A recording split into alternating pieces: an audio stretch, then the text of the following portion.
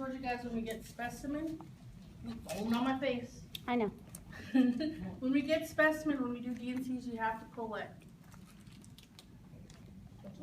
Telfa. Anyone know what Telfa looks like? Looks like the shiny part of the Band-Aid. Some places, depending on the doctor, they might want 2 pieces of Telfa, one for the endocervical scraping and one for the cervical scraping. Or you'll just have one big one and cut it in half. Make sure you don't mix up your specimens. Okay.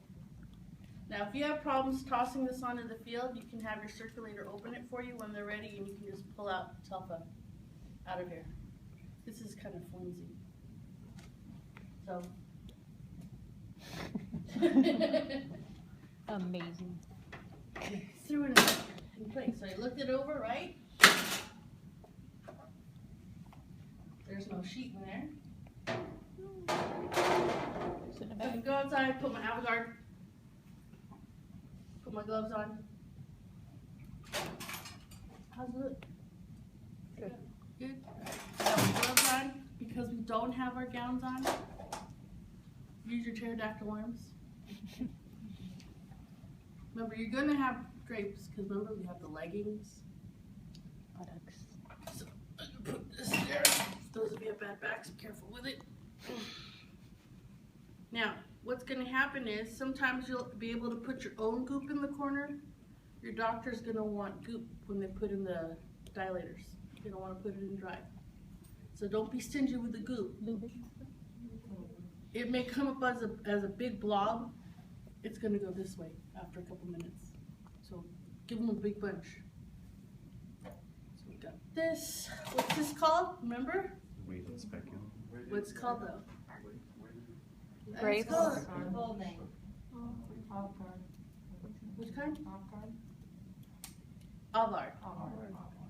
A-U-V-A-R-D. No, A-U-R-D. A-V-A-U-R-D. I was close. But no cigar. Now, when you pull your items, you want to make sure you get an extra pair of gloves. I told you guys this in class on Wednesday.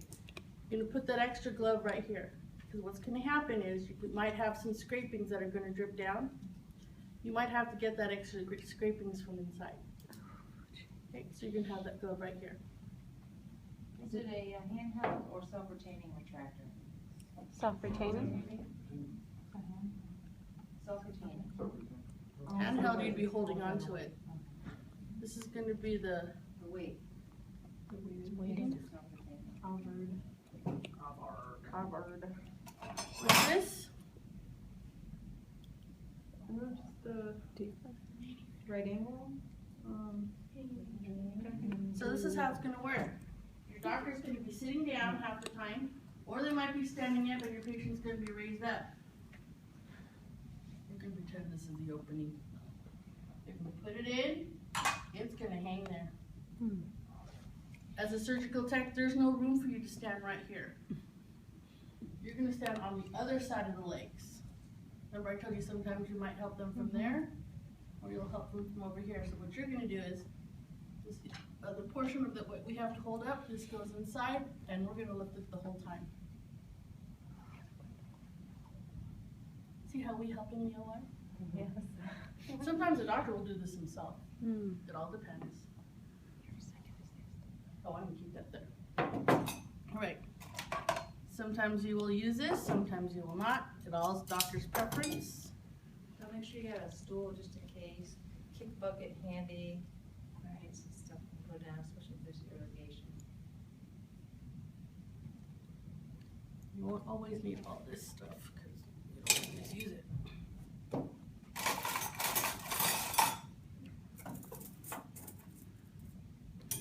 We have an iced teaspoon. All right. We use this to scrape whatever's left inside. Scoop it up. Scoop it up, sorry. It might be a tablespoon. What is this called? What kind of uterine sound? Organ? No, that's not. It has a name. Sims. We're going to put these instruments in order. Now this is supposed to be the Kevorkian. It would be more, so yeah. Kevorkians have different tips. Some have circles inside, some of them have squares, or some of them even have wire that goes across. Each facility is different.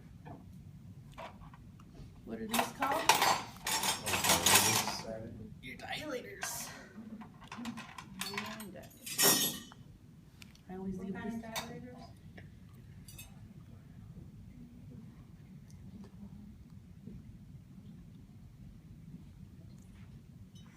Hagar. There you go. Make sure you put your dilators in order. Some of these are numbered. Are these the ones that are numbered? Oh, they are. If you look here, the size is right there. Here. Make sure you give them in order by size. Rarely have I ever used the itty bitty one. I'll put that in there. Wanna make sure you get in the habit of wearing your eye shields at all times.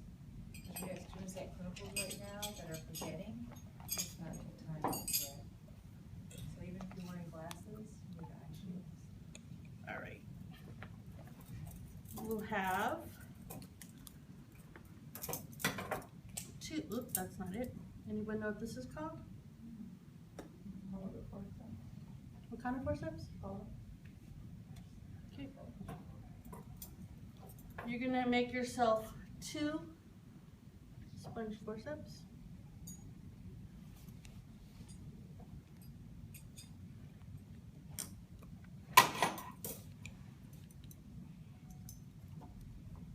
Oh, one straight, one square. Those typical places.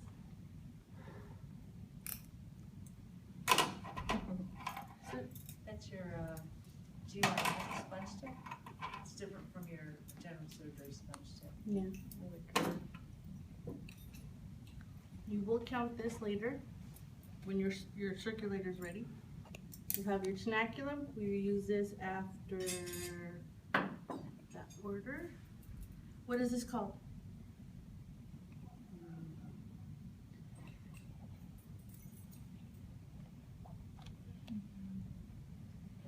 Think where we're working. It's a forcep, yes? Yes. And where does it go? Uterus. So it's what kind of a forcep? But what's his name? Or her name, because it's a girl. We're working on girls. Bozeman. Oh, okay.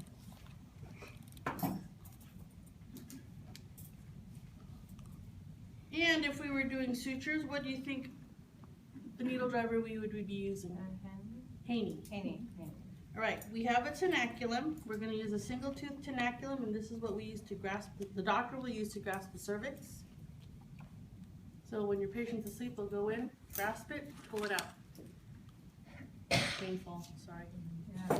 We also have another tenaculum. Kind of looks like a rat tooth almost. a rat tooth, yes. This is called a Joseph's tenaculum. Now, we also have double tooth tenaculums. We don't have it here, but it looks similar to this, but it has just 2. What else do we have here?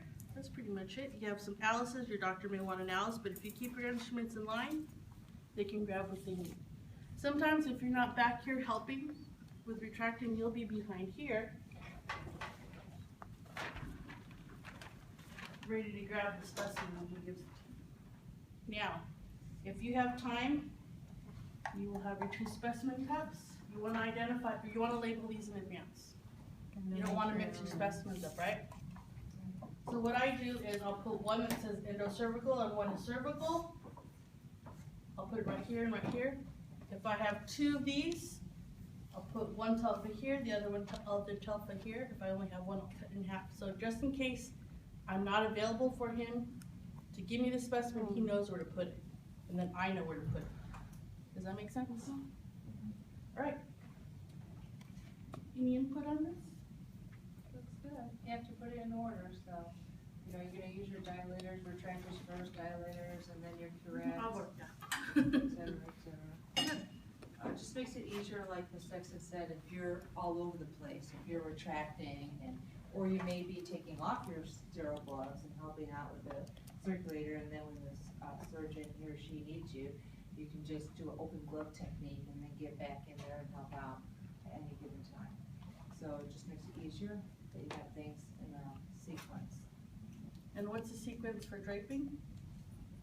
The 2 towels. Oh, what goes first? Certain. Under buttocks drape, what else?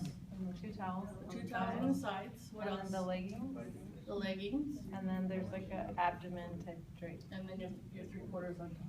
Perfect. You guys remembering. Good job. So on this side, we're gonna have you guys practice doing DNCs. That side, you'll keep on practicing doing some general. What do you lubricate in this one? KY jelly, Is or it's even sometimes just called is it lubricating the jelly. dilators and the, Just the dilators.